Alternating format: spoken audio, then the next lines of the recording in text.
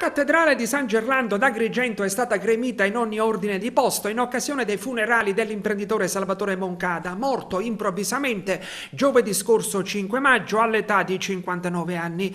Dopo la camera ardente allestita ieri mattina a Porto Empedocle al Pala Moncada, la salma è stata trasferita in cattedrale per le esequie. Il figlio Andrea ha letto una significativa lettera di commiato. La moglie, Patrizia Mantisi, ha ringraziato tutti i presenti che si sono stretti attorno ai familiari. Il feretro in spalla ai giocatori della Fortitudo è uscito dalla chiesa tra gli applausi. Moncada è stato sepolto nel cimitero di Bonamorone. Ecco un contributo video.